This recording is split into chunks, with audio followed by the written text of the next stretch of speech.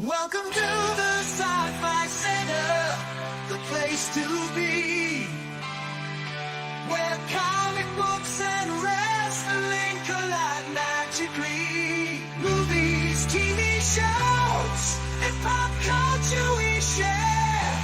Get ready to rock, we're here to take you there. From superheroes to aliens in outer space, we've got the latest news and reviews in our embrace. Turn on your screen, let the neon lights glow. We'll take you back to the 80s. Let's rock and roll. Sci-Fi Center, where the legends come alive. Get ready to geek out, let your imagination fly. We're diving into the past with a touch of modern flair. Sci-Fi Center, the ultimate pop culture lair.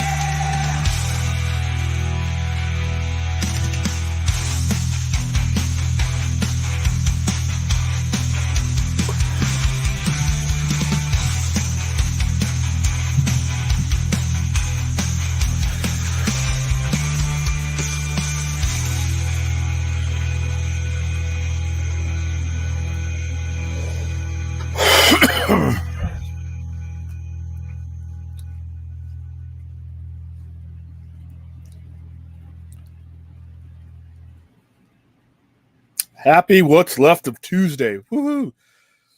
Midway through the week, another 110 plus weather day here, which is fine. No rain. Woohoo! Which means no water damage. Sorry, Clint. Yes, Vince, that is exactly why I did that early, because lately the notifications have not lined up when it comes to StreamYards and YouTube.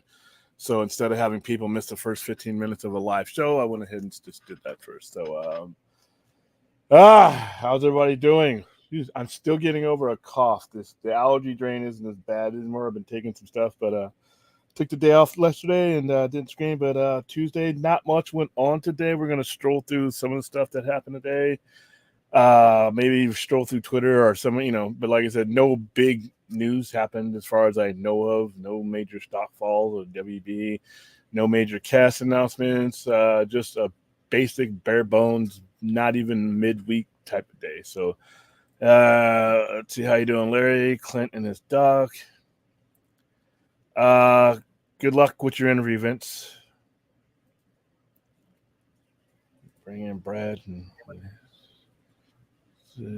Talking Heads. Yeah, the Talking Heads are here, but I've been having issues with StreamYard and YouTube linking up as far as sending the notices out, and I've been getting a lot of messages that they would have been there had they got the notification. So I started it early. So, oh, Ruth. Yeah, this is correct. Oh, Rhea, Chuck Cage, what's going on? Yes, hit the like and subscribe button. I don't know if we've moved up as far as subscribers has gone. I'll have to look. I think we're still at 733. Let's see. Where are we? We are 734. Hey. Only 266 away from 1,000. But like I said, I'm working on something to get us out there. 80s power metal is the best kind of metal. Yes, it is. Power ballad metals.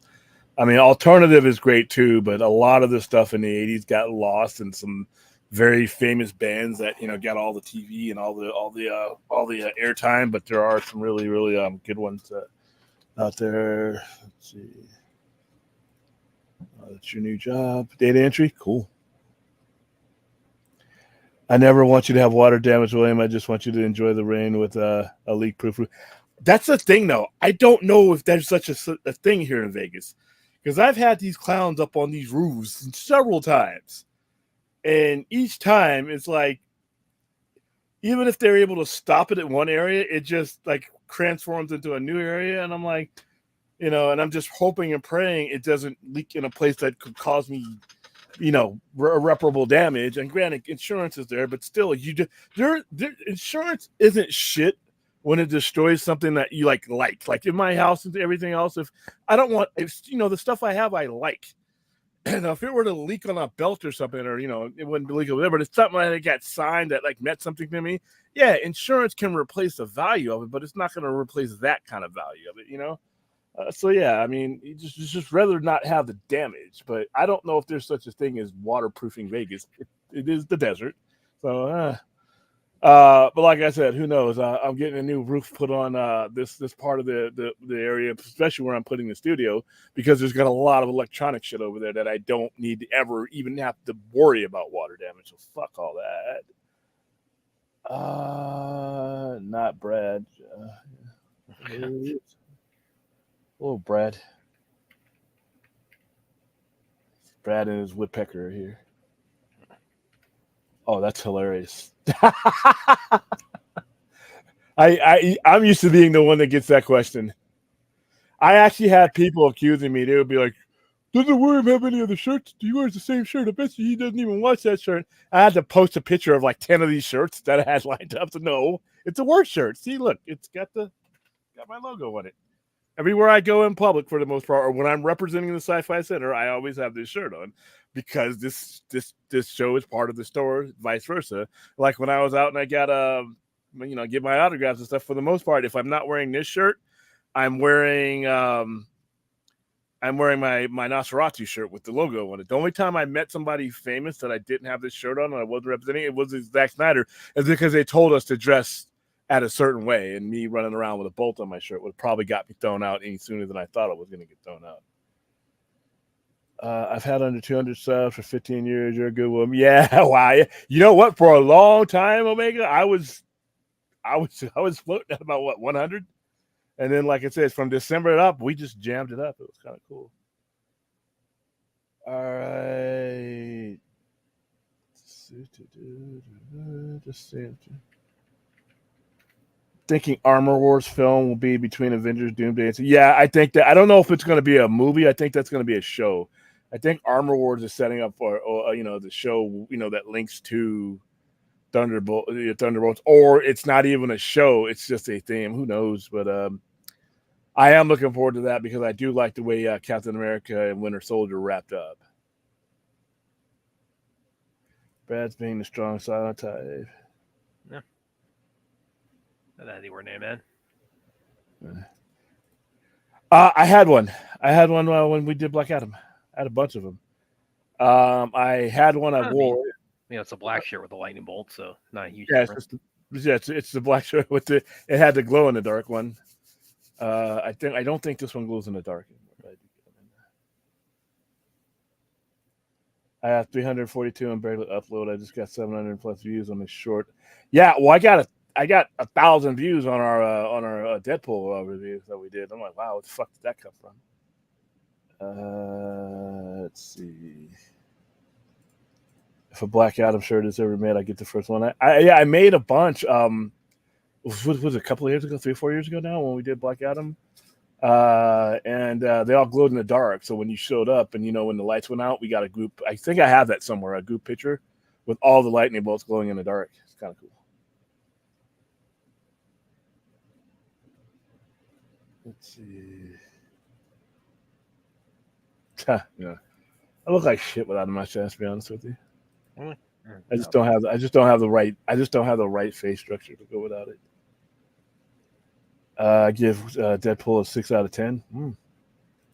No, that's better than that.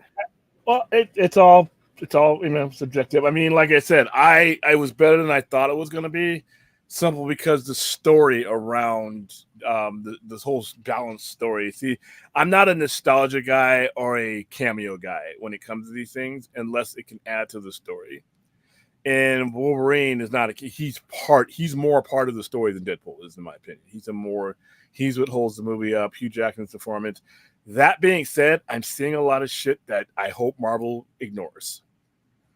Listen. I think I know where you're going with this too.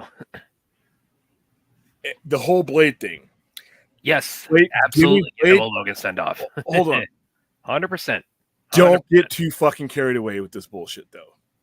Here's where there's got to be a fine line, and the talented people have to actually use their talent. If you have a strong story to tell, I always say tell the story.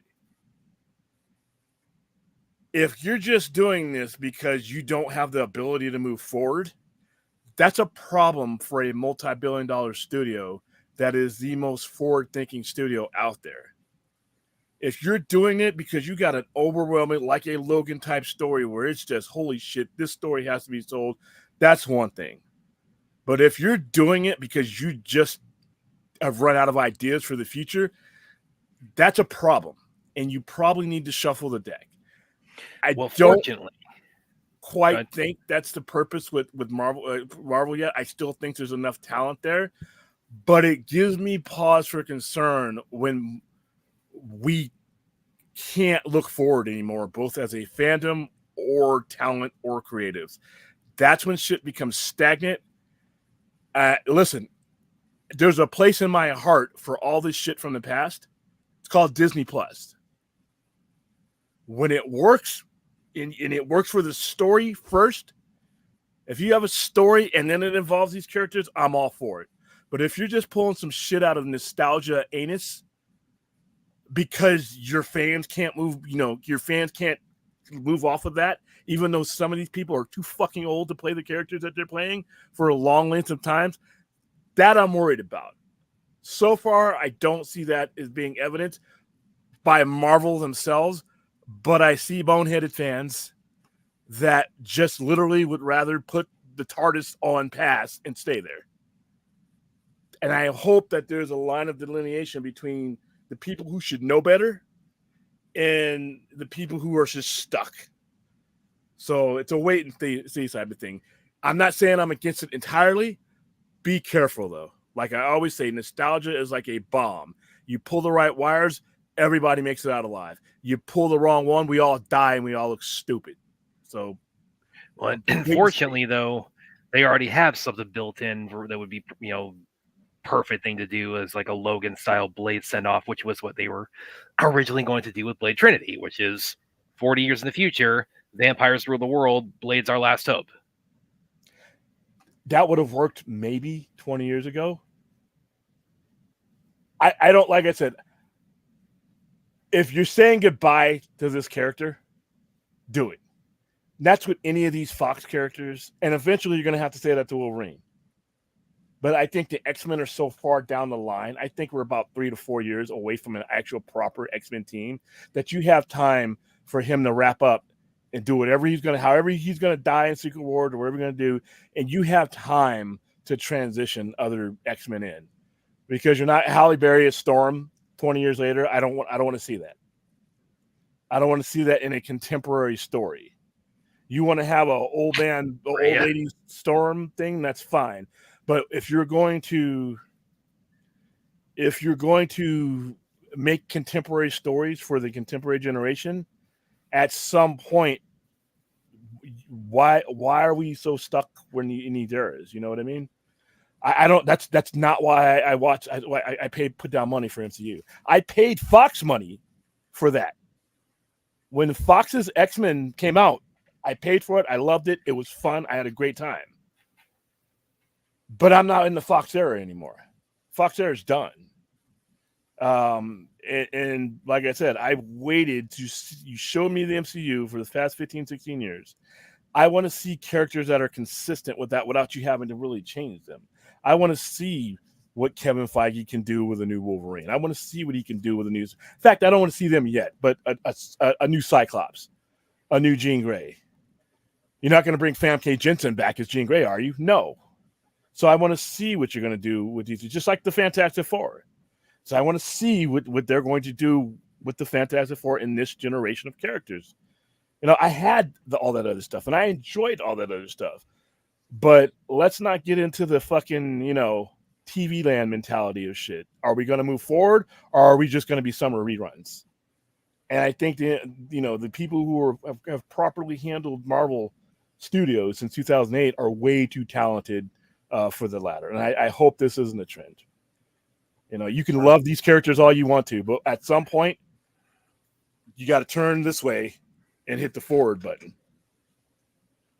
Well, and now because this all came out of like a excuse me, a tweet that Ryan Reynolds made, where he, and it was kind of a serious tweet where he was sort of commending everybody who has the the major, you know, I think it's more appropriate to say supporting roles and cameos, and in the case of these characters, and that included Wesley Snipes' Blade. So the fact that he said that, does that suggest to you that there's any talk of that behind the scenes, that he would just, or is he just kind of throwing that out there? I mean, think first of all, first of all, it does suggest they've definitely mended fences. He and Wesley Snipes. Yeah, and they played everybody. They mended fences probably years ago. They played it, which is, what, kudos to them. Kudos to them for, it's like wrestling. Work it if you can. Work it. I don't think so. First of all, you'd have to gauge modern interest, and when I mean modern interest, I mean by modern standards of what the MCU puts out now. Not adjusted dollars, not from 1998 to 2000. What does the character have the demand across your current MCU audience? All of MCU audience, not you'd have to do the same examination you did with Deadpool, but Deadpool wasn't 20 years ago. I'm gonna unfold this tweet right now. Yeah, and Deadpool was as much was handled like a mainline character recently. So yes, yeah. This is the tweet that that we're speaking of specifically. Ryan Reynolds, and again, it's very clear they have mended fences. And yeah, something at fourth point on the comments saying, yeah, Wesley, he's not that big a dude. Yeah, and that Wesley Snipes, I'm okay with seeing in a cameo. The only type of movie you could do would be a send off with that Wesley Snipes, because Father Time. I mean, he's skinnier, he's toned down, he's not And well, he did even say, it's like, when I got the call, I wasn't in Blade shape at that point, so he did. When he shot the movie, he wasn't in Blade either. So he's in 60-year-old Blade, like you're saying. If you want to do 40 years from now, I'm fine with that. I have no problem with that. You know what? I might even go see that, depending on who directs it and all that, because I like Logan. But at some point, though, I'm worried about for 14 to 16 years, the studio moved forward. The studio gave you new and innovative. Did it always land? No. But they didn't look back. They didn't get caught up in somebody else's childhood. They didn't get caught up in somebody's past memories unless it worked. With Spider-Man, No Way Home, it worked. Everything that happened with those three Spider-Mans was relevant to the story. And that's what I want. If you're gonna do, if the story is compelling, let's do it. But if you're just doing it because it's trending somewhere, I don't know if I'm down for that. Well, also there's the question. Let me go ahead and read off his tweet. There is no Fox Marvel Universe or MCU without Blade for creating a market. I laughed at that. He's Marvel's dad. He's Marvel Daddy. Please retweet for a Logan Light send off. # Deadpool Wolverine. Okay. Now, also the fact that he's suggesting this, that does kind of raise the question for me, because for anyone who's seen the movie, it's hilarious though that Hugh Jackman is the major part of this billion that he's about to make, and the X-Men franchise that was the daddy of this. He did. Come on, Ryan. You couldn't hashtag Hugh. Oh no, he did. He did like a hashtag for like everybody. He just like for like individual characters, just the one he did for Wesley Snipes. But again, the way when they escaped the portal from the void, it kind of suggests that those characters there were, that they did get they were consumed there. So does that kind of raises the question, like, okay, if you do a Logan for Blade, like, where do you place that? Do you place that like before he gets pulled out of his universe and placed in the void, or did he survive? No, you just use an entirely different one that has nothing to do with that. You just use a variant, because Logan would be Logan is not. Remember, Logan was alternate. So if you wanted to do a Blade one, you could just do it. That's an alternate universe. So because you're going to use the character again, it's just not going to be him. So that character is present. Probably not going to be Mahershala Ali either. I'm still leaning 60-40 that they're going to get. No, at this point, no, I'm going to go the opposite direction. It's like, I think at this point we are more likely to see a Wesley Snipes Logan Blade movie before we see the Mahershala Ali Blade one. But if you do Mahershala Ali Blade one, it's going to be for a character that's going to be in use for the next 6, 7, 8, 9 years. If you're talking about a Blade one, that's not. If you do a Blade one, it's not going to be It's not going to be MCU. It's not going to be MCU, because you're talking about a universe that's separated from the MCU. If you Mahershala, it's two different things. Mahershala Ali's Blade movie if Kevin Feige, if they all go through it, actually matters to the MCU because it's going to be part of it. If you do a Wesley Snipes movie, you're literally doing like Logan. You're literally he's old man, he's on his own, and it's going to be him, the protagonist, and vampires. It'll be cool if for one last ride you brought in Benedict Cumberbatch as Doctor Strange because there's a connection with those characters, and you didn't have a Doctor Strange when because you didn't have a major Marvel presence when these movies are happening out. But I would like to see him on the same screen with Doctor Strange. There's a history there. There's a massive history there. But that's the only character I would use. I wouldn't it would be Doctor Strange, the Montesi formula, things like that. But there has to be a massive demand though. Oh, Ray is having fun With once you make $1 billion, you can have it. He's like, it's joking. Of course, that's Larry. Nah. But once again, you just can't. It has to fit. It has to fit. I'm all for doing a goodbye movie for him, but it has to. Why are you doing it? Are you doing it because you did analytical data and it works with what you're doing now? Or are you just doing it because of Twitter? Or are you doing it because, like I said, a bunch of dudes in their maybe 40s and 50s are having some good memories about their 20s and when they saw this movie? I don't think that's a good enough reason to make a movie. Unless, once again, the story just screams do it. Not fanboy logic. The story screams do it because we're not writers. I'm not a screenwriter. Most of the people in here, even if they are, they're not on the level of the people that Marvel are hiring. And I'm not, and I'm not Kevin Feige looking at my whole overall universe and wondering where things fit and trying to keep things in motion. Because right now, everything you make needs to fit. Everything you make needs to propel something else, either on your cosmic level or on your street level, like your Daredevil level. You can't just throw shit in there just because somebody had a fond memory from 20 years ago. That shit needs to work, or it's going to get, it's going to get weighed down. Same thing with your cosmic side with the Fantastic Four and the Secret Wars. And this is why fans are fans and executives and screenwriters and directors are directors. So whereas we can make decisions and throw shit on Twitter, it's not going to have any consequence. But when they do it, you end up with a DC situation. So that's what I'm only worried about is what direction are we going with the MCU, forwards or backwards? I don't know if I've ever been a part of anything in my life where going backwards is good. Yeah. How's it going, Aaron? See that cool video that Jennifer posted? Oh, you mean her training for Elektra? Yeah, I did see that. I follow her on Instagram. She's one of the coolest people in the world, by the way. She does a lot more workout stuff. Look at the one where she's trying to jump on the block. You know how you do that jump, that standing jump? She showed a shorter version of it, but that video was from last year, though, and she kept fucking up. She kept fucking up on following. It was hilarious, and she finally did it. And her thing was just never give up. I've loved her since Alias. Yeah, she would make it. He would make an awesome Blade. Well, what era are we talking about? How old is Michael J. White? He's younger than Wesley Snipes. But, oh shit! Yeah. Well, have you seen? Also, you seen him? It's like the dude is a he's a. Is he Bernie Hudson? Is he Ernie Hudson? Well, he's not that age, but it's like that's probably what he'll look like when he gets there. It's like he'll look like Ernie Hudson in the body of Arnold Schwarzenegger at his prime. That's what. Before I say yay or nay, though, I would need to know what kind of story are we telling. If we're telling an old man Logan type of story, then Wesley Snipes would be perfect because he's the old guy. Again, with what's known for the original concept for Blade Trinity, because that lends itself very well to a finale. Like this is the send off for this character because it gets post-apocalyptic future. It's an older Blade. This is the battle for the fate of the world kind of thing, where it's like he's our last hope, and it's like again, it's like it sounds so much better than what we got in Blade Trinity. And by the way, not to be that guy, but I have to do this every time I see this with those photos of Ryan and Wesley with each other's hands over their shoulders.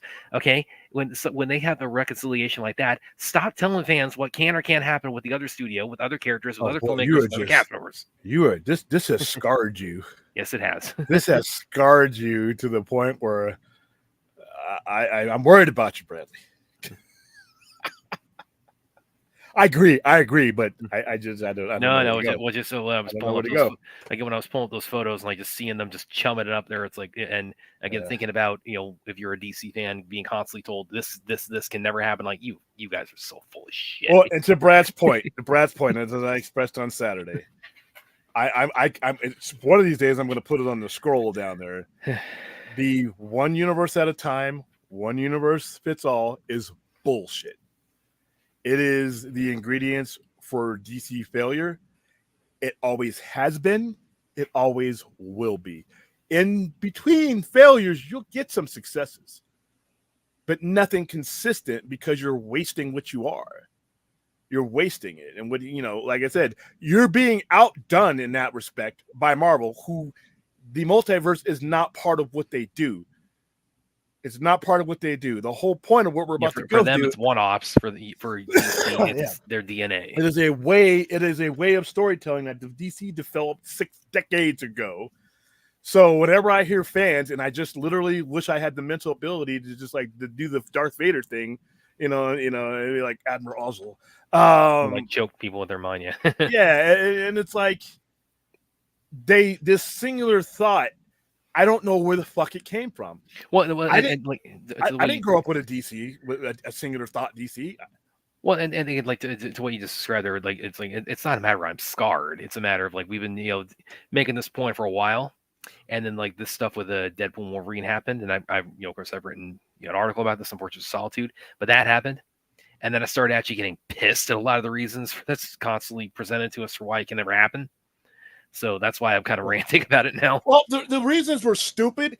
I got aggravated when fans started echoing the stupid. When fans are like, well, they're never going to do that when James Gunn. I don't give a fuck what James Gunn is doing, even if I like it. James Gunn can go do his shit. You know what? If I plot down my ticket and I like it, I could like that and still wonder, what the fuck is wrong with you that you're going to tell me that I can't make money off of Batman over here just because I got something going over here? You know what a schedule is? Do you know what staggering is? And it was one thing to watch executives fail with this mentality. I could be like, you know what? But when fans start parroting that bullshit, well, let James Gunn cook because why? I'm going to sit around and fucking wait for it just to get through his shit to get something else when DC literally built its castle on this? That's just dumb. I think I'm more annoyed out of hearing fans parrot it than I am because executives, listen, you fail one time, you fail enough, you're gone. And like I said, DC, look at the list of executives and people who've been moved around and fired and pushed out in the last 25 to 30 years when it comes to Warner Brothers and DC. All right. You figure with that much turnover, you might switch your ideology, maybe go a Scott Snyder route. But hey, maybe they are. Who knows? Okay, I'll leave my rant about again. I mean, it's a valid rant, but I just don't. I don't usually go like that hard on it as far as like intensity, but and again, it's like it's everybody. Even though we say specifically what's referencing, is everybody can read between the lines on it. Definitely in our audience. Yeah. What do you need a medium of? Azteca says a multiverse of Blades, Wesley Snipes, Ernie Hudson, Michael J. White, and Yahya Abdul-Mateen second. Yeah, with Marvel though, they're gonna do it once and they're gonna run its course and then they're gonna go back to their mainline thing. Like I said, with DC, like I said, you literally this like piles of cash is sitting on the table, and it's just blowing away in the wind with those guys. I still think a Batman TV show would be fucking awesome. A Batman procedural, a criminal procedural show where it's about him literally, like in certain comics where he's just getting down in the nitty gritty of solving crimes, attending autopsies, doing things like not with CSI, but yeah, when CSI, when it was really at the top, what's doing, forensics. I mean, contacts and stuff like that. That's where I would have a Robin because like I always say, Robin can go into places where Batman cannot, even in disguise, get through. Not like Robin Pattinson getting into the club, but a Batman that's well into his career. He's gonna need somebody. Eyes and ears on the street. I mean, I think a weekly procedural drama with that on it would do well, and I would still go see Brave and the Bold, and I would still go see Matt Reeves Batman. I have more than 4 fucking brain cells, and I'd like to use them and my money on your content, DC. But shit, you want me to wait around and hope and pray that I like this one, thing that you're putting out. That's literally putting all your eggs in one basket, and that's never worked for them. You know what I'd always love to see with Robin, because one of my first, as far as like actual comic book stories I read as a kid, was Tim Drake's origin. It's actually my dad got me that. Tale Before Dying. Yeah, where he goes where he formally becomes Robin, and he goes to George Perez, Lady Shiva, and George Perez covers an inside artwork. Rest in peace, George. Oh yeah, that had some awesome artwork. That'd be good if you want to pick again. The story I could do is like a turning point story. Is like that'd probably be one of the ones I would pick too. Is a Robin from the Tim Drake's origin. Because again, as far as like something I'd want to see like captured cinematically or in episodic format. Yeah, that's again that was a great like as far as like a Robin solo story. Because Batman, once he puts on, there's some lead in with a couple of issues of Batman because I have the collected edition of that. But then once it starts when Tim is formally Robin, then Batman is very much on the periphery until the very, very end. So as far as like a Robin solo story, that's probably one of my favorites I've ever read. Again, Lady Shiva too. It's like I've always wanted to. We've never seen her live action at all, have we? No, and you really haven't seen Ra's al Ghul live action either. Yeah. Yeah. It's about like this much of a difference. Wolverine can do it till 90. Like I said, don't get me wrong. I have more than enjoyed Hugh Jackman's Wolverine, including this one. But at some point, I look at what the MCU is and what is consistent within the MCU, and I want to see things born out of that. I got halfway into this, endured some really shitty movies at sometimes, but some awesome ones. All along, waiting for, X-Men, Fantastic Four, and a proper Spider-Man. So now I have a Fantastic Four that is going to be consistent with the minds that work on Marvel stuff. And then you got the Russos back. So you have a look and a feel to what they've done since 2008. That's what I want going forward. And it's great. And listen, no one enjoyed the X-Men movies more than not all of them, but I went to them with a great enthusiasm. Some of them are the best comic book movies ever made. But I enjoyed all that. And like I said, I'm like, dude, I'm at the point where I want to be odd. Like when we were at Comic-Con, I want to be odd. I want to be shown something new. And if you're going to repackage someone, at least, okay, you're showing me Robert Downey Jr. again, but look how you did it. But Fantastic Four, seeing those brand new members of Fantastic Four come out there, seeing a Galactus, seeing all that, that's what I want with these comic book movies. I want to be awed by looking forward. I can only do so much more style. And I don't know, like I said, why kneecap yourself, I'm going to pull this up and show it to everybody.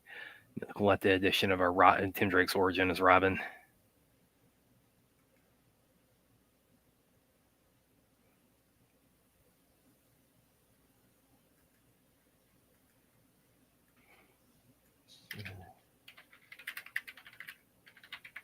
I doubt that.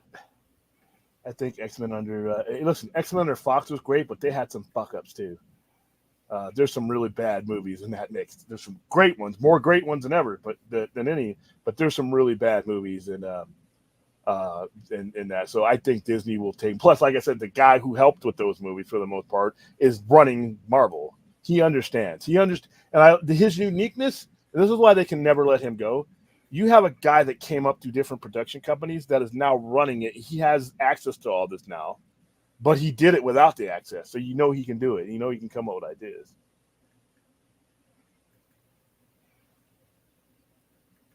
Yeah, here it is.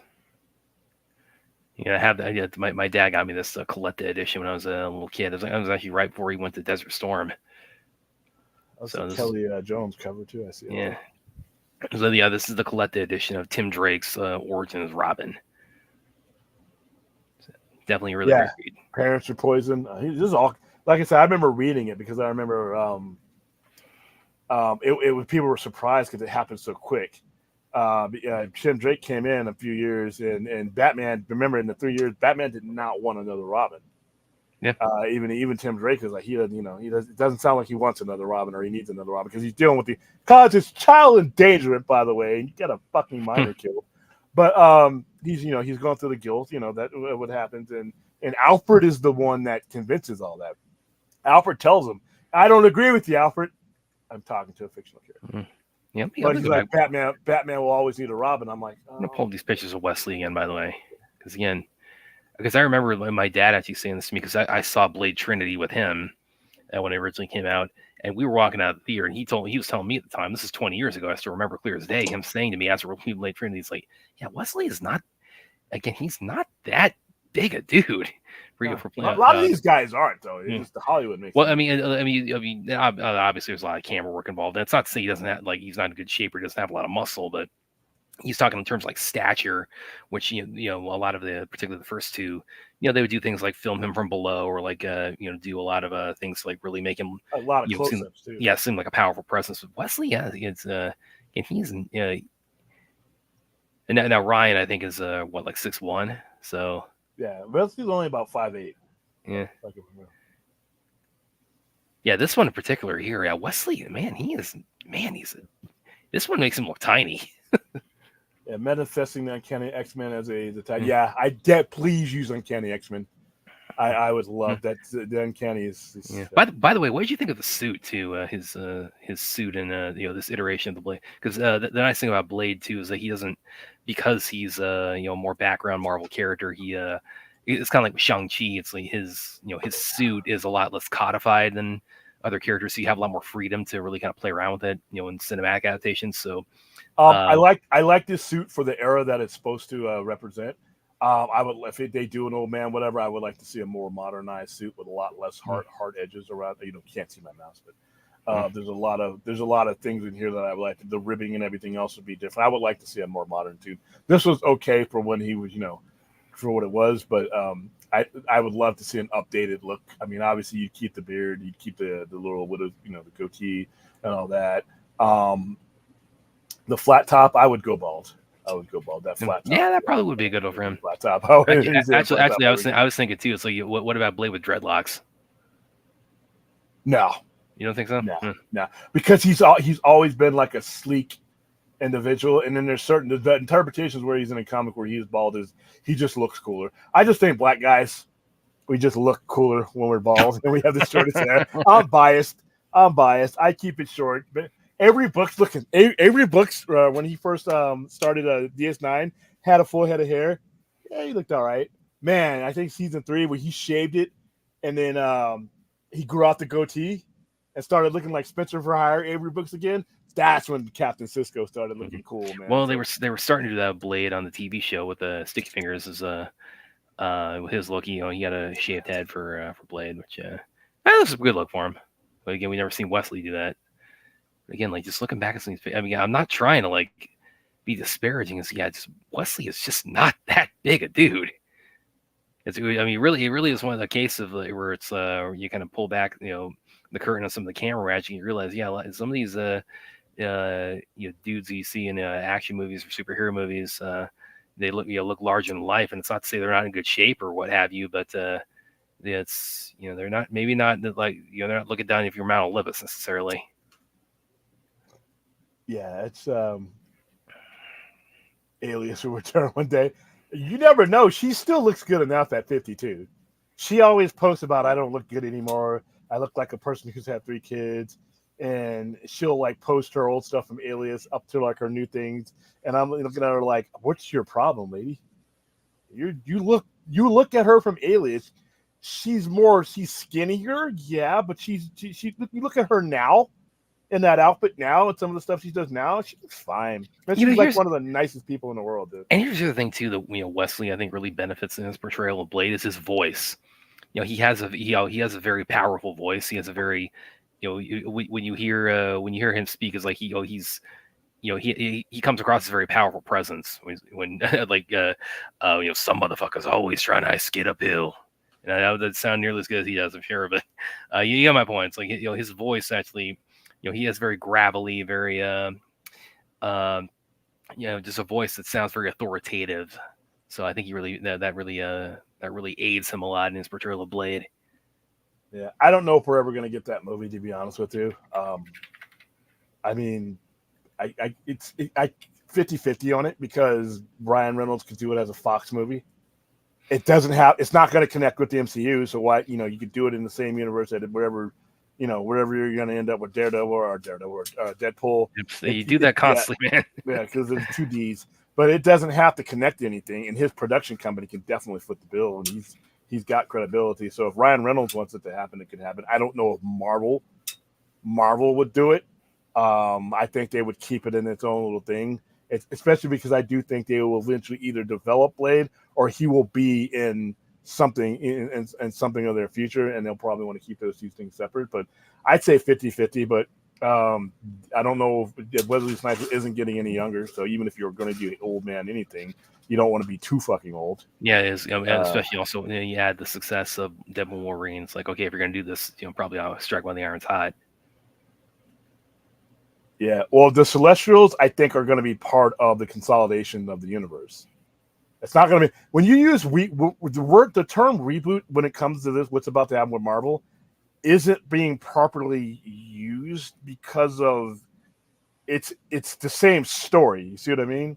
The linear story that leads you from where you're at is still the same story.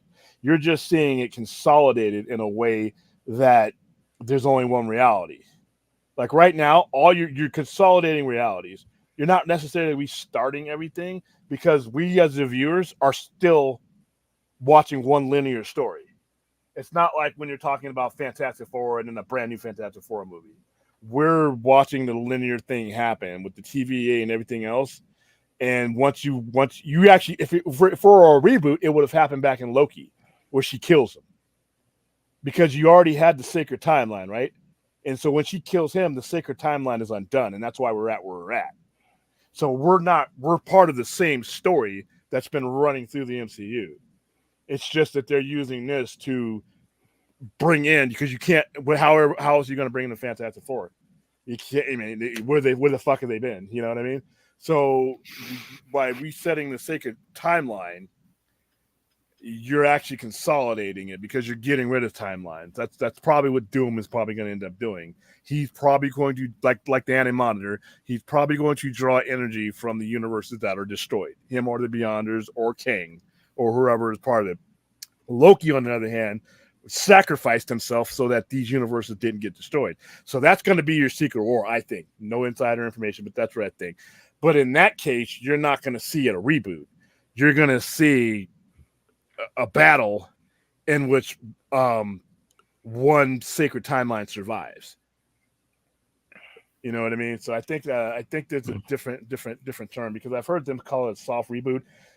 Don't want to use that term for something you actually want to succeed.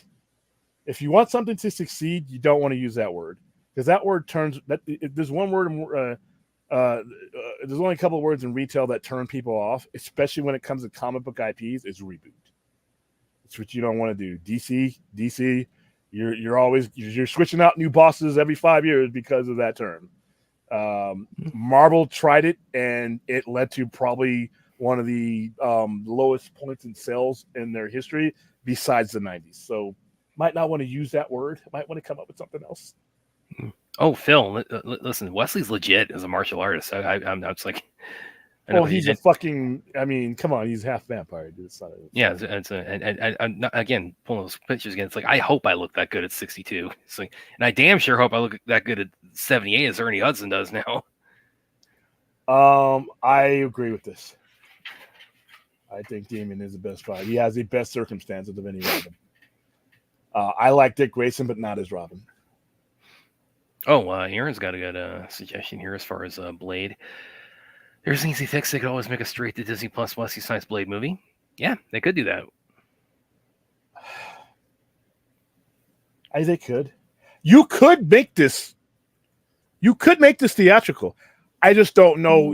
Before you do it, though, you gotta look outside the internet and kind of get a feel for what would work, because we can on the internet and on YouTube and on Twitter, we can push people to the edge when it comes to decision making, and we'll push you over. But if it's just us, and by it has to be the common fan has to be connected to this IP again. In order for you to spend any amount of money on it. I mean, it sounds good when we're talking to each other on YouTube and Twitter and hashtagging this and that, but does it work? Is it because even at Disney Plus ain't cheap. You're still spending resources on it. So no matter where you put it, just make sure that there's a demand for it outside of, so-and-so.com. You know what I mean? Otherwise, you don't want to do that. You don't want to waste your money. Fort says wings are like 5'10" wear stick boots. Well, it's the oldest. I am 6'2" without boots. Yeah, I'm about 5'11" and a half, maybe like 6 feet even. But yeah, it's the old Vin Diesel trick. He's like 5 feet 2 inches, and he wears the boots and does the camera angles to look as big as the Rock. Phil's got an interesting idea. You're calling out the anchor being in the 616 timeline of Steve Rogers. Yeah, maybe. Yeah. Other people suggested Tony Stark. I don't know. Do you think it could be Peter Parker though? No, you can't. You don't think so? I don't think, because there's too many of him. I don't know. I can't even. In fact, let me retract that. I don't know, because the anchor is going to be wherever they. I could draw up something that makes sense of who the anchor beings are in each of these universes, because you have a bunch of them. But I won't know until either Doom or Loki picks them, because I think that's how you're going to determine. Because I think it's going to be the anchor beings that are going to be fighting this war, and everybody else is going to be fodder. That's my guess. Like I said, no insight, whatever. I'm just my guess. Yeah, I like Blade suit. In fact, one of the few things I like about Blade Trinity is his suit in that movie, because I did like he has the red shirt with the black vest over, because that does the red and the black together. It really does kind of evoke the image of vampirism. That's why you see elements of that in his suit in Deadpool and Wolverine. So yeah, I think that's a good approach.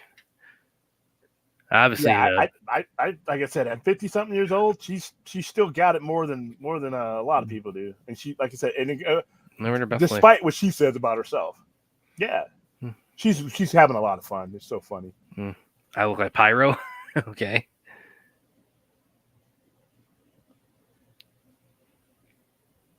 He's 5'9". Ooh, that's kind of short. Sorry. Wesley? Yeah, he's saying 5'9". It's a short 5'9", and I guess I don't know. Got him. What do you mean? Well, he's still around. What do you miss him for? He's still around, dude. He just 3 years ago you saw him in a better. He delivered a better performance in Spider-Man: No Way Home than he did in his own Spider-Man movie. Yeah, which is really saying something. Thank you for ditching, but at the time it was considered top notch. Thank you for ditching the Hot Wheels mask. I fucking hate that costume. Yeah, I think that. Well, it's not only that, but also it's like his face is like he can contort his face so much he doesn't even need the Goblin mask. It's like I never thought. Even then, I thought they should have used they should have scanned his face and just use that as the mask type of thing. So where he changes his, like they do in the comics. Well, not also.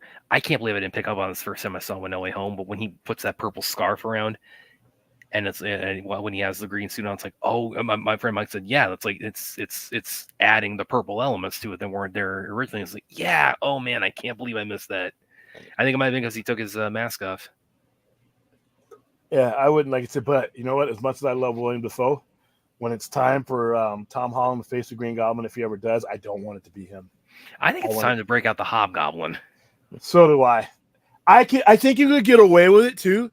Simply because you've already seen the Green Goblin, you've seen Tom Holland on the screen with him, so you might not necessarily, but you would have to find out how the Hobgoblin came to be, because of historically how he became to be. You know what I mean?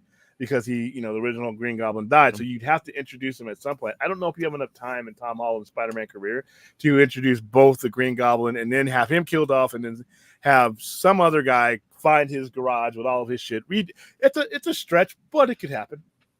It could happen. I would. Hey, if not Tom Holland, I could see it in a Toby show or Andrew Garfield one. I mean, he owned Tom. He's got his best friend is Ned Leeds. So even though Ned Leeds was not the Hobgoblin, That was so. I remember. Right, I think it was Stern, the guy who created the Hobgoblin, was so pissed off. He left the book and he let them know who it was, and they just went their own direction. The Marvel Comics said, "Fuck it, we're gonna make it Ned Leeds," and he came back to the book. Right, he came back to Revenge of the Hobgoblin, and he named who he wanted it to be. Justice for Ned Leeds. Super chat. I was disappointed Blade didn't have his sword. Yeah, that was a little bit weird. He had like that that kind of like that Bowie knife. It's like his two. Yeah, why didn't he have that sword? That's a major thing for him. I mean, that's a big deal for her. I mean, it's kind of why where his name comes from. And let's see. All right. So, anything else happen in the news besides that? I mean, David Ayer, was getting out there. Really, he was dropping a lot of images of his cut of Suicide Squad, and that definitely got a lot of attention the other day. A lot more chatter about that. Well, we haven't got an announcement, but again, it's just in the news more. I'm trying to figure out a scenario, playing devil advocate, where we ever get that, other than what I've already said with the 10-year anniversary. And without an announcement of, hey, we're going to give you Nightmare. Without that announcement, I just don't see how it makes any sense that it ever comes to be. I mean, I'm trying to think on both sides of it to see why would you release it. And then I can't come up with any logical reason why it would ever come out without the other piece of the story. Now, if I heard that, then yeah, now because, one way or another, you have to show me the development of Joker and Harley Quinn so that I have that context when I see them again in the Nightmare or refer to them again in the Nightmare, especially the Joker. That whole movie's point was to build their relationship up to the point where he would actually care if he died or if he caused her to die, and vice versa. That whole conversation now is less relevant without ever seeing what came to that, So in that context, yeah, but I feel bad for him because he just didn't start this. He's been at this for quite a while. And with each time, I don't see any more receptive audience, executive wise, this time around than the last 2 or 3 times around. I don't think David Zaslav gives a fuck. I don't think James Gunn has the authority. So how's it happen? Other than a 10-year anniversary, and that's a stretch, or the actual telling of the story that would make it relevant. Because curiosity of fans ain't going to do shit. That barely did it for us with Zack Snyder's Justice League. We look at how much years of curiosity for that. And that was for mainline superheroes. So I still have yet to see, and like I said, you also have some studios that are going to be adverse to these cuts because it's going to get old eventually. I need the so-and-so cut. Well, no, you don't. So, yeah, I like David Ayer. He makes good movies. When it came out, maybe I would have loved to seen his original cut. I just don't see any business reason what happens now. And him posting about it makes me feel like, God damn, dude. I mean, does he? I mean, maybe he knows something I don't, but it just doesn't seem like he does. It seems like he's just throwing it out there. You know what I mean? And I mean, can you think of any actual business reasons are why these are going to happen? Not fanboy reasons. Can you think of any actual realistic business reasons why this would come about? Well, like me or the audience?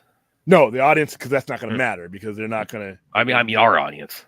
Yeah, no, I'm talking about, but just Brad. Can you think of any? My big again. I said the other night. My thing was, I mean, the business reason. This is, I mean, tied to a few years ago, but the business case I would make is like, okay, we're releasing the Snyder cut. Well, yeah, we got this other cut that's also got a lot of demand rising for it, and it costs a fraction to complete it of what we're spending on this. So let's just kill 2 birds with 1 stone here, and like we'll use this to lead into this, kind of like what you're saying about like this sets up the Nightmare, but then the fly in the ointment on that was the the management at the time was very adverse to that, and of course they certainly were adverse to the idea of like of teasing people of the idea that you're actually going to see where this is going to all end up. And So- see, the problem is the air cut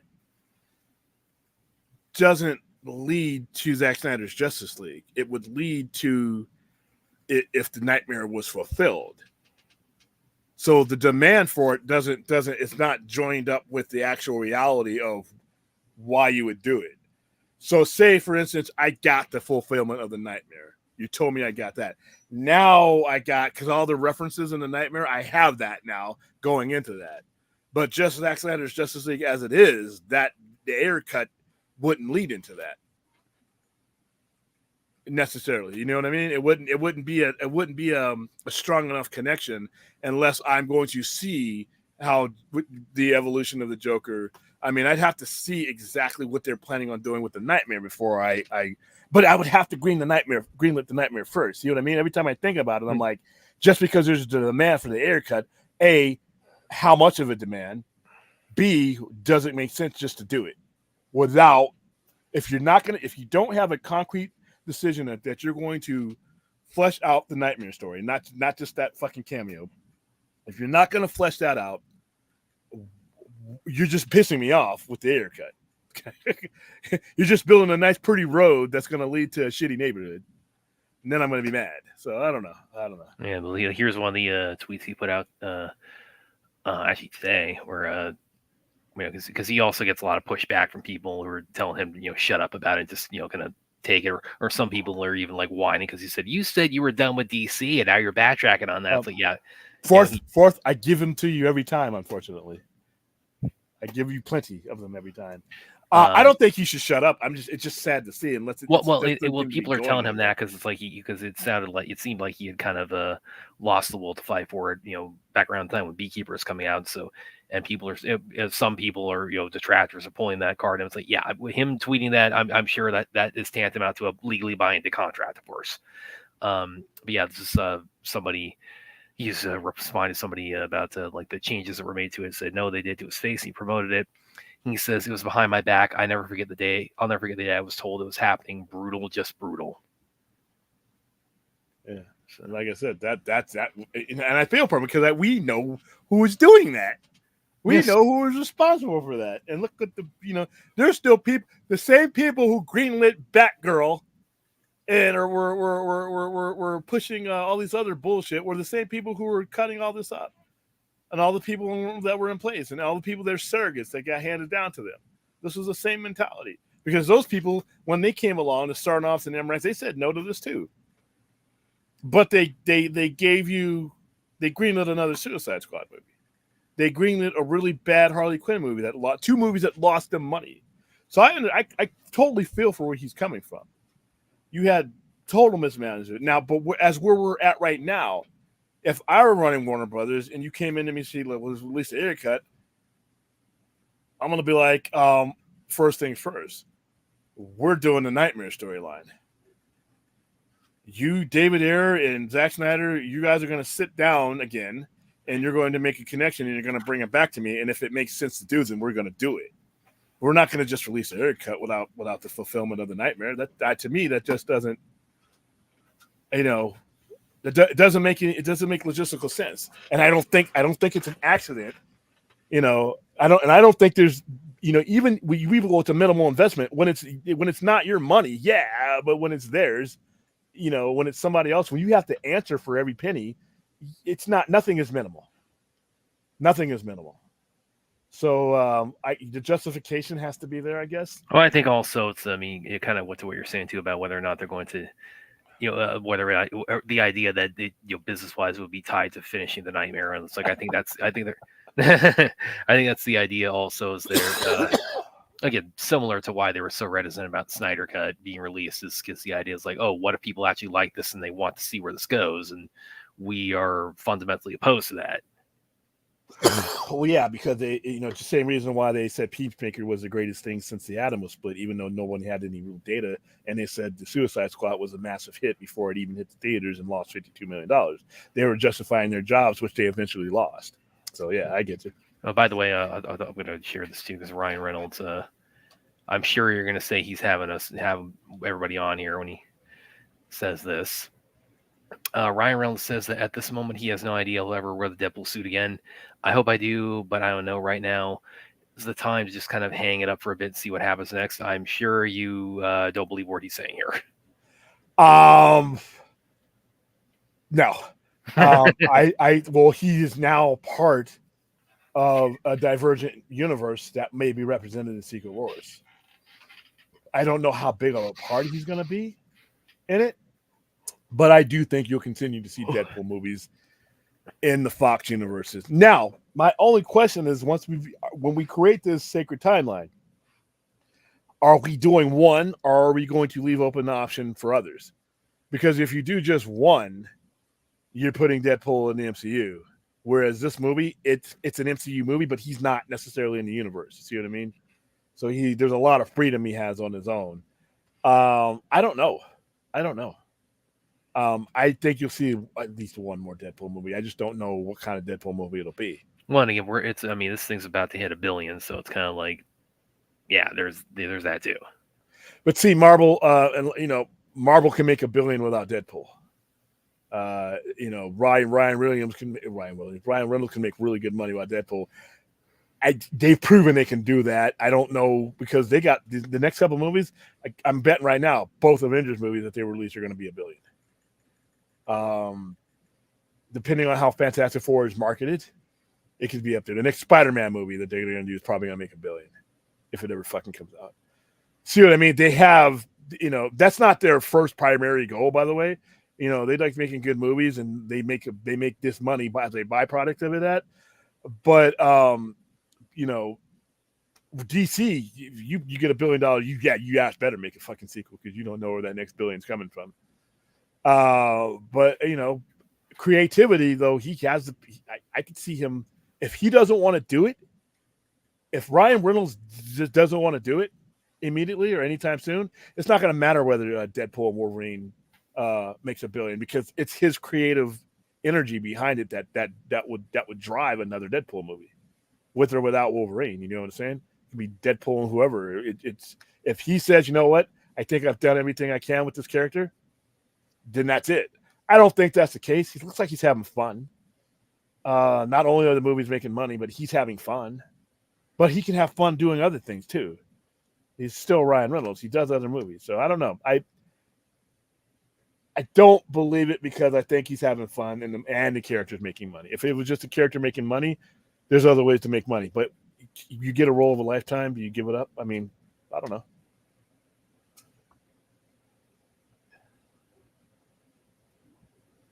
I don't know. I don't know who the anchor beings are. And I probably won't know until they start giving us the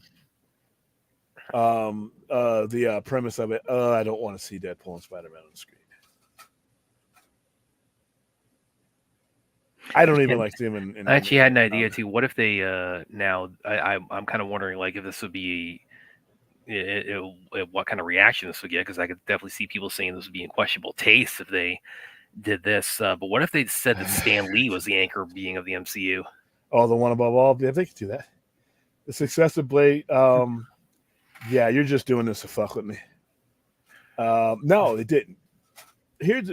Somebody was on Facebook with me today trying to tell me this, and they didn't. I'm like, are you all right? So, New Line nothing that happened in New Line Cinema had anything to do with Fox or Sony, who greenlit the movies that actually, did anything. Once they purchased those IPs, Marvel sold the IPs for those movies before Blade was even made. All right. So before Blade was even a thing, they had purchased the IPs already with Sony and Fox, with the explicit purposes of making movies. So it didn't matter what Blade did. Blade, nobody purchased Blade, by the way. Blade was done by New Line. It's still owned by Marvel. So that tells you how on the top of the totem pole that character was to the people who were actually laying down money to own these characters. So it didn't matter. Blade meant nothing to X-Men, and it meant nothing to Spider-Man. They purchased those. We read through this before when we pulled up all the cell information of what happened. The X-Men actually IP was actually purchased before. It was purchased in the mid 90s. So Blade wasn't even a thing. And when they purchased those IPs, those studios purchased those IPs, it was with the explicit purpose of making movies. So they weren't thinking, oh shit, let's wait till see what Blade does. They were always going to make those movies. So no. Okay. All right, guys, when it comes to the Anchor thing, I don't know. Doom could be an Anchor character, or he could know who they are. But Loki should know who all these characters are because of where he's at. That Loki, not Prime Loki, but Loki that's the variant Loki that's in the series. He'll know, and I think that's where those are going to be the two protagonists. It's going to be Loki versus Doom. And at some point, I think Doom steals Loki's powers. I think Loki kind of takes the place of the Beyonder as far as the person who has a whole bunch of power. So that's just a guess, by the way. But I wouldn't. We're what a year away. Yeah, I know the character that you're copied off of. You beat it. Let's see. Blade is OG. Thank you for the super chat. Blade is OG character, being the Marvel Cinematic. No, there's no Marvel Cinematic Universe till 2008. By the way, so are we time traveling? Marvel saw the movie and had comments to say this is the way. Yeah. All right. Thank you for the super chat, but I pretty much know you're trolling me, and if you want to pay to troll me, I'm all for it. That is not what happened. That is not how this went down. X-Men really changed the game for comic book movies. X-Men said we can build a world and expand upon the world. And then Kevin Feige, who was an executive producer on all this shit and was right there, basically took Marvel Studios and founded Marvel Studios based on that. His credibility with these movies, mainly X-Men and Spider-Man, are what put him at the head of Marvel Studios. Blade wasn't even in the Sacred Timeline. He was in the... that's right. That's another thing. This whole fucking movie, I just fucking just hit me in the head, takes place in nowhere. Cassandra Nova, everybody. So there's none of these guys. So they're in the void. So they're out. Everything that happens to them is outside of the timeline. And a timeline that just got eaten up, by the way. By the way, if you guys want to see that monster again, go watch Loki. That when that purple monster comes through and all the Lokis are fighting it, and all the Lokis sacrifice themselves so that the Tom Hiddleston Loki or the main Loki, their main Loki could get. I love that show. That was one of my favorite. That was one of my favorite MCU episodes. When you had Alligator Loki, Kid Loki, you had Classic Loki, Jack Kirby Loki. They're all fighting and they're sacrificing themselves so that Sylvie and Tom, I didn't know what to call him because he's not the main Loki anymore. That Loki, the show's Loki, could get through. That was really cool. So yeah, Phil is right. So he's pretty much been retconned. That doesn't mean you can't use him again.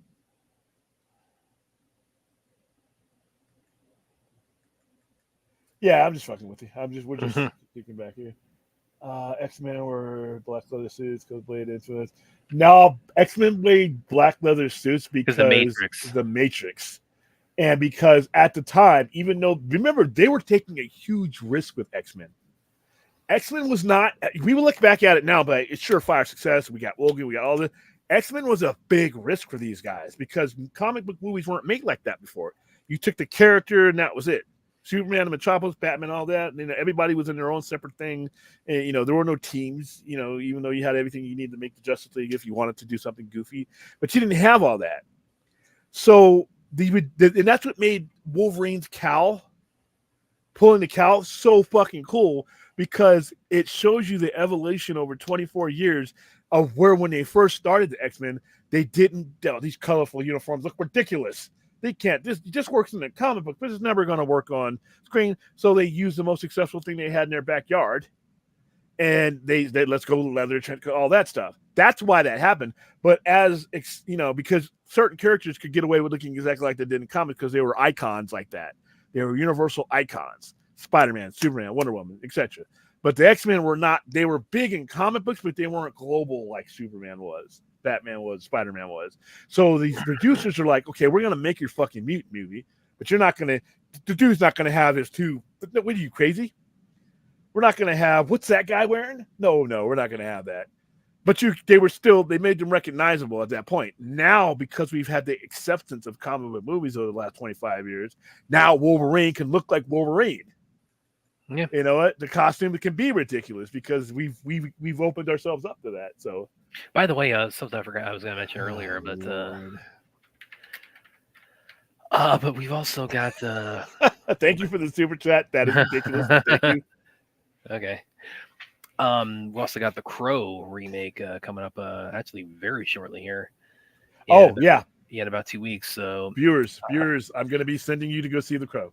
Yes, I said it. I'm going to be sending my online community people to go see the Crow via Adam Tickets. All right. And I got swag for it too. Well, so the one thing I was asked is that do we want to do a watch party of the '94 movie before that comes out? Because that sounds like it'd be perfect. Didn't we already do the? I don't think we've done a watch party of a '94. If we haven't, then yeah. I think we have. I don't think we have. No, what we did watch party of was Dark City. With Alex Perez. I think we did the Crow too. I don't think we've done the Crow. No, if we haven't, I mean, fuck it, we can do it again. But yeah, I'm gonna look real quick. Not like I don't think anybody would like not watch. Yeah. I thought we did the Crow. I could be wrong, but we've done so many fucking watch parties. Yeah. The ones I want to do are never happen, and the ones you guys want to torture me with it. No, yeah. So we've done like breakdowns of the comic and the trailer and things like that. But we haven't done a watch party of the Brandon Lee. You have not done a watch party? Okay. Nope. Hold on for a second. Yeah. When does it come out? On the 23rd. So we can do a watch party. I'll give away some tickets for it to our viewers. All right. Okay. No, X-Men was a risk. X-Men was a risk. Their popularity was confined mostly to the comics. Yes, you had the cartoon, but on an adult median spending level, which was your 18 to 35 at the time, they were known but not mainstream. They were not universally known. There's a difference between being popular in the comics and on maybe one or two media and being popular everywhere. And that's what the studios figured as a risk. I could take Batman into anybody in this world and anywhere in this world, and I can show you a picture of Batman. You're gonna know who it is. You're gonna more people know who Batman's butler is than knew who half the MCU, Marvel Comics paper universe was, one way or another. You had certain characters that everyone knew. You had the Hulk. You had Spider-Man. Hulk. Fantastic Four to a certain extent, but not at the level to the point where they're no-brainers. Like Batman, became a no-brainer to make movies out. That's not a risk. For a while, Superman movies weren't because they're globally known. X-Men was a huge risk, and it took them a while because the intentions once they purchased the IP from Marvel was to release a movie a lot sooner. There was internal fighting, when I could tell, because people didn't think that this kind of movie could work. It was different than any other superhero movie. It was a tone that was way different than any other superhero movie. And at that time, you're talking about in the 90s where even popular comics were on the decline. We're talking about the 90s now. X-Men was a massive risk, and it took some balls to do it. And I'm glad they did because they changed the world. I truly do believe that without X-Men, the people who would go on to make some of these decisions later on, the Feiges and everybody else that were along the ride, don't get the confidence that they get during that to go along and do these things. Am I saying it's the best comic book movie? No, but I think arguably the most important one. Because they did what they did, and Hollywood was watching, and they reacted. So that's where I'm at with it. Damn straightforward. Yeah, we haven't. Yeah, we haven't. I looked. So yeah, We haven't. Oh, wow, I can't believe we haven't do that. Hmm. I would say Glare. Rhea, I would say much larger than people might realize because of the time. You didn't have a strong comic book industry. These kind of movies they were the first to make this time of movie. You look at all the comic book movies that are released up to that point, this was the first ensemble team type movie with major stars. Ian McKellen was a major star even then. He became a bigger star with Lord of the Rings, so a lot of other people. Halle Berry had already been nominated for awards. I think he was an Academy Award winner right around this time. Hugh Jackman was up and coming. Not everybody knew who he was. Some people did. But you have, that type of weight to a movie, and you're just going out there and you're doing it. Adam Paquin had already won it. You got 2 Academy Award winners on your cast already. You have Patrick Stewart, who's Captain Picard, at this time. Already a Tony Award winner, a Broadway. You have some massive star power, and that's a big risk for them. It was bigger than I like to think a lot of people give it credit for, but I think it changed the game. It changed the game. Well, it was probably the most accurate one, too. Yeah. But Spider-Man is Spider-Man. You see, certain characters have gotten to the point where you have to have the basic, even with the new Superman uniform that we're seeing now, that's still recognizable as Superman. You see what I mean? Wolverine, unless you know the character, isn't recognizable as anything when you see him in the movie. He doesn't have his signature outfit. He has his claws and he's got his sideburns. But if you didn't collect the comics, that's not the Wolverine. You're not connecting to the way the character would eventually be portrayed. But Spider-Man, Superman, Batman, Wonder Woman, those are going to be recognizable things no matter who you are, where you are. The X-Men in 2000 were not. They're not at that level. Yes, I am, Droga, which is why I will never die. Okay. We're using the word anchor to connect them to stupid characters now. That might be the new try. If Fox did do an X-Men Fantastic Four team, who would they fight? Galactus Skrulls? You have a lot of people that they could fight. Each other would be the main thing. You have Apocalypse. You have the Celestials. You have a lot of people that they could fight. I don't know if I'm ever doing Crow City of Angels. I like the soundtrack. It had an awesome soundtrack, though. Oh yeah. You might want to hold off on those. Like I said, guys, don't be purchasing Crow tickets because there's a good chance that I'm going to give you some. Let's see, 12 rounds watch party. Ooh, no. No, it's not. Hold on. Nope, it's not. Let's see. The Wanda had they would have had Spider-Man. Who would have had Spider-Man? This Crotent Clinton. Oh Lord! Wow, somebody's in a good mood tonight. Yes, we're doing the Rebel Tune Watch Money. We're toasting to the closest of Leclos. Because we're gonna do our Rebel Moon thing this weekend. You got a chance to watch them both? Yep. Okay.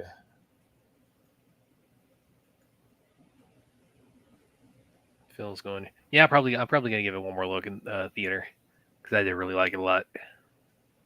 I just don't have the time. I probably, which is kind of sad. If we hadn't been at Comic-Con when I saw it with Phil and Rhea, I probably would have been sitting on my ass because I still haven't seen Trap, and I really want to see that.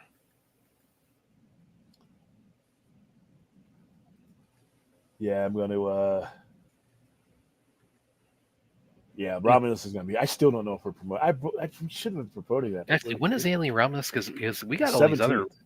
Yeah, because we got a bunch of watch parties of stuff we would want to do, related to upcoming things. So we might need to start getting on that. William, the world would have had the Spider-Man movie. Okay, there's a difference between Spider-Man and the X-Men. It's just a different liability, a different risk. Spider-Man showed all Spider-Man with those. I love those movies. Spider-Man already showed what was already being done. We were already doing single character movies with a star and all that. We had done it with Superman, Batman. We had done that. What X-Men showed you is that you could do things on what the scale that the MCU would be. You're making these movies to be a part of something. You know what I mean? That's just my opinion.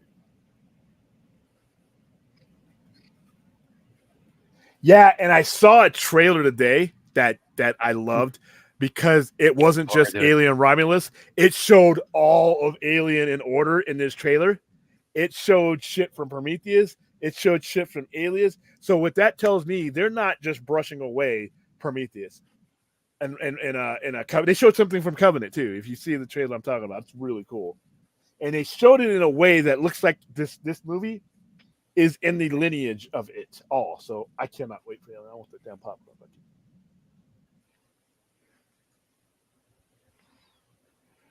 All right. Do we got anything else? I think we're done for tonight. I think so. Yeah, I think we're pretty well covered and everything. All right, guys. Thank you for all the support. Thank you for all the views. Even this last couple of weeks was kind of chaotic. Not with Comic-Con, Star Trek cons, just me catching something and just having allergy attacks and shit and just really not feeling well. So sorry for the abbreviated shows, but I hope you guys enjoyed what we put out. Hit the like and subscribe button and share the URL to the people who you think might enjoy being in this conversation with you. I mean, it's a lot of fun. I mean, I enjoy having you all here, my normals here, but I'm pretty sure that if you like it, then they might like it too. Definitely. All right. Oh, there we go. The fucking pants. Williams Pants didn't comment tonight. Yeah, and didn't they super chat the other night? Yeah, it's Williams. We can't get him on the stream yet, but we'll get Williams Pants on here one of these days. Who in Marvel? I want Jim. I almost said Jim Lee. No, for Marvel, I would want to talk to Kevin Feige. Oh boy! Okay, fourth. Yo, motherfucker's gonna eat crow. Keep disrespecting my name. I'm not disrespecting your name. I just think there's a time and place for everything. Yeah. Thank you for the support, Blade. Thank you, Blade. All right, guys, that's it. I will see you guys tomorrow night. Normal topics. Hopefully there's something to talk about, but hopefully there's nothing bad to talk about. But maybe look at some trailers and stuff. Haven't been demonetized in quite a while, so we need to probably look at some trailers. So, yeah. Or Brad hasn't gotten us kicked off the internet quite a while, so that's really cool. So, all right, we will see you on Hump Day. Yes.